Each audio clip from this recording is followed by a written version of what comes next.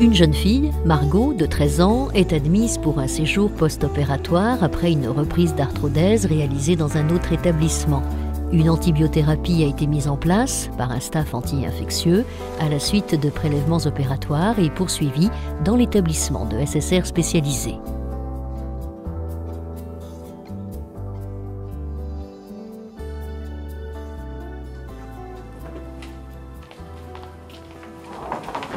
Je viens de faire les prescriptions pour Margot. Ouais. Alors elle avait des antibiotiques IV, j'ai calculé les doses poids. Donc pour le Clamoxyl, il faudra lui mettre 900 mg matin, midi et soir. Et pour la Rifadine, en calculant les doses, ça fait 13 ml matin et soir. Ok, super, merci. Bonne journée. L'infirmière prépare les médicaments conformément à la prescription pour la prise du midi.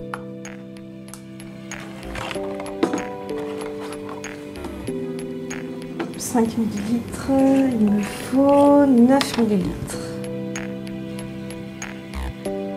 5, ah bah voilà, bah un peu moins, 4. Ensuite, Rifadine, 13 ml.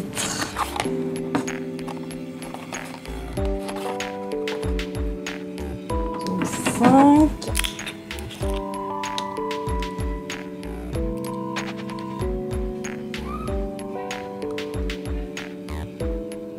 Et 5, 10. Celle-là, c'est des 2,5. 12,5. Ah bon, on va mettre un peu plus pour que ça fasse 13. Voilà, 13.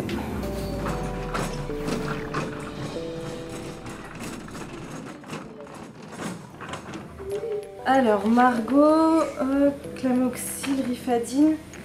Tiens Margot, je te donne le Clamoxyl, je te pose la Rifadine là. Tu la prendras après, ok? L'infirmière trace ensuite l'administration.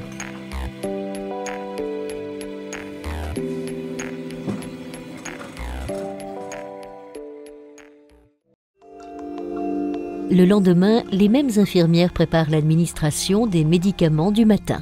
Sinon pour Margot, elle a prescrit les 2 antibiotiques là, le Clamoxyl et puis la Rifadine. Donc le Clamoxyl, t'as 900 mg matin, midi et soir, ça fait du 9 ml.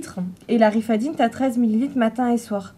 Sauf que c'est pas pratique, on a 2 cuillères mesure de 5 et de 2,5. Je trouve que c'est un peu approximatif. Bah oui, bah écoute, pourquoi pas utiliser une seringue graduée? Ah bah oui, tiens, j'y avais pas pensé. Ah bah tiens, on va faire comme ça. 5... Les 2 infirmières réalisent alors le prélèvement de la solution buvable de Rifadine à l'aide de plusieurs dispositifs, une cuillère mesure, un mortier, une seringue graduée puis un verre. Tiens Anne, viens voir. Ouais, attends, j'arrive.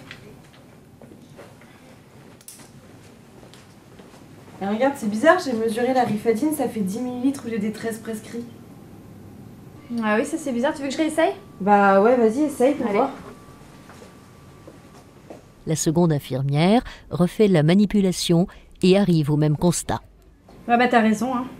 13 ml dans la cuillère, ça représente bien 10 ml dans la seringue. Bah oui, bah tu vois. Ouais bah je crois que le mieux ce serait de le noter sur les flacons pour les collègues. Ouais, t'as raison, ça fera des manipulations en moins.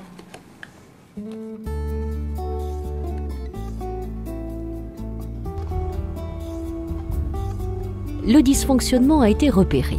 Pendant 15 jours, l'enfant a eu 10 ml au lieu de 13 ml de Rifadine à chaque prise.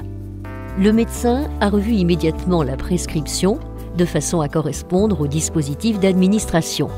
L'enfant et sa famille ont été reçus par le médecin pour les informer de l'erreur. L'enfant a eu un suivi particulier pendant plusieurs jours. Cette erreur n'a pas eu de conséquences sur l'enfant.